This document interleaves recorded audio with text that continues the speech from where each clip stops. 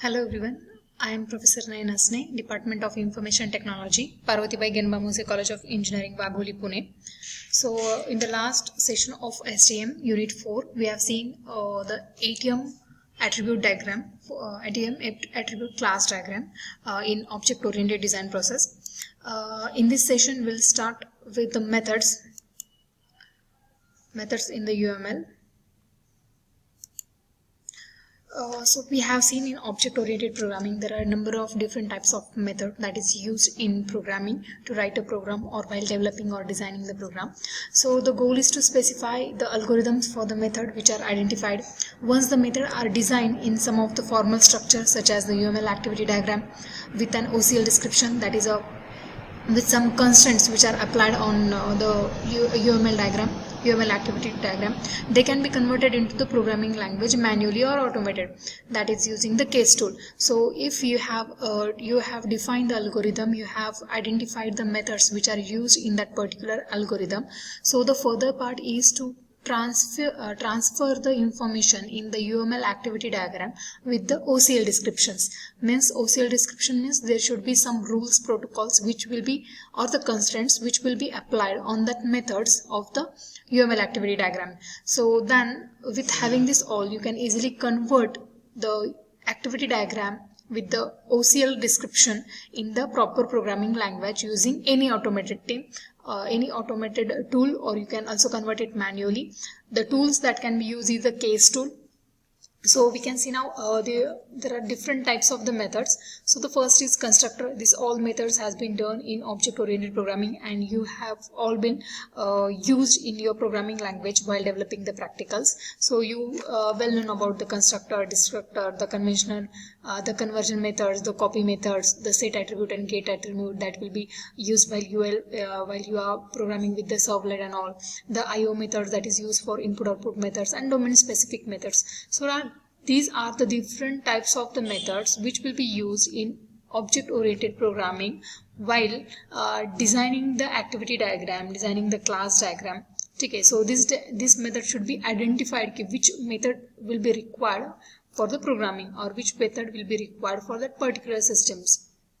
Once the algorithm is defined, you can identify the methods. When the methods are identified, you can easily draw the UML activity diagram with the OCL descriptions, and whenever this all things are ready, you can easily convert this all description into the proper programming language using automated tool, or you can also convert it using the manually.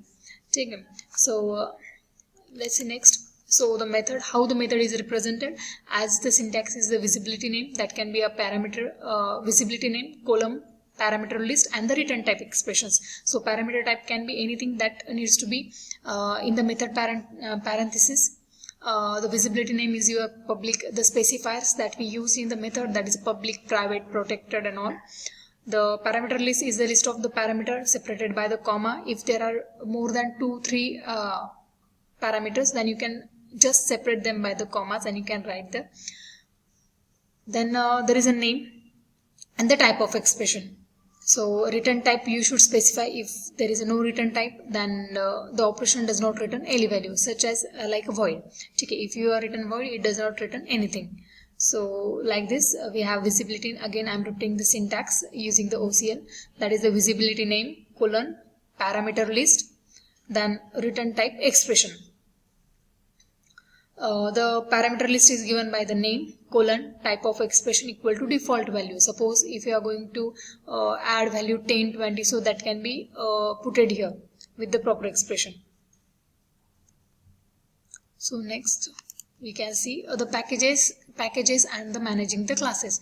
Now as we have seen package diagram earlier also, what is the package? Package is the collection of different classes, and managing the class is nothing but managing the association, managing the their structure of the classes, and one package may contain the group of the classes. So the package group and manages the modeling elements such as the classes, their association and their structure. So package is used for managing the classes, the association between the classes and their structure.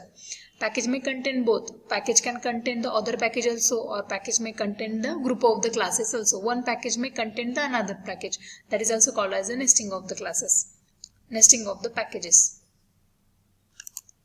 So the next point comes designing the access layer. So this is the middle layer we can see where the data fetching is done in most of the time. Access layer is mainly defined with the databases, the relational databases. Okay, whatever the business operations has been performed on the data or fetching the data, that is done under the access layer. So let's see the object relational system first. Currently, many applications are developed in an object-oriented programming technology, but they access the data that lies in a relational database system. So if there is an object-oriented programming developed nowadays, we are using the object-oriented programming to program different application, but the data lies in the relational database. So this leads to the mismatch between the programming model or the objects in which they use the object-oriented programming language and the data rise or exceed between the relational database. So this is the mismatch between the programming model and the way in which the existing data is stored, that is a relational table. So this quite becomes some problems. So to resolve this, we need a mapping tool which will be map the object-oriented programming model with the relational database. So the both things are mismatched. So we need to have a certain tool which will map our application with the relational database, our application which is developed in object-oriented programming with the database which is in relational data. So we need a tool. So the creating an object model from the existing relational database schema is called as the reverse engineering. So creating an object model from whatever existing relational database schema is there, it is called as a reverse engineering, and creating a relational schema from existing model is called as a forward engineering. So these both are the very important concepts which is used in object-oriented programming. Again, I will repeat. Creating the object model from relational database schema is called as a reverse engineering, and creating a relational schema from existing object-oriented model is called as a forward engineering. So the next is whenever you are mapping with object relational system.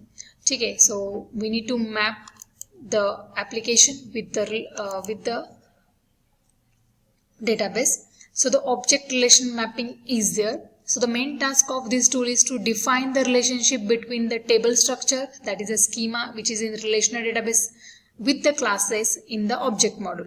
So the main motto behind the object relation mapping is the tool is to map the relation between the table structure that is in relational database, or we can also say the schema, into the classes in the object model. So there is a one tool that does this job which is existing today. So that is a Sun Java Blend. That is an example of such tool. So it allows the developer to access the relational data as a Java object. So the Java developer can access the relational data as a Java object. The object relation mapping in a relational database, the schema is made of the table which is consisting of the rows and columns, where each column has some simple name and some data type. In an object model, the counterpart to a table is a class, so which has the set of attributes, set of properties. Then the object classes describes the behavior of the method. So all this is nothing but mapping the object or mapping your relational database into the classes. So we have one example of the Java, that is Sun's Java Blend. It is a tool which will map the relational database as a Java object, as it is used in or developed by the Java and Sons. So the relational database will be mapped into the Java object. So such types of tools are available to map a relational database into the Java object. So what the relational database contains, it contains tables which again contain the rows and the columns. Columns has certain values or we can say a name and the data type. Okay. So the counterpart of this table is to set the attribute and to describe the object class and its behavior and its methods. So this is about object relational mapping. The next point is the table mapping or the table class mapping. So we'll see in the next session. So it will be not misunderstood by all this concept, because these are some same type of concepts. So again I will repeat what we have seen. We have seen the methods which is used as a OCL, okay, which is syntax is written in OCL, that is the visibility name, parameter list, return type, expression. Visibility can be public, private, protected. Parameter list is the name, and then type expression with the default value, and return type is the method. That will return type is the data type which will be returned by the method. If it is default, then the method will not return anything. Then we have seen next the packages and managing the classes. So package may contain the another package may contain the multiple classes. So package models the different classes with their association and with their structure.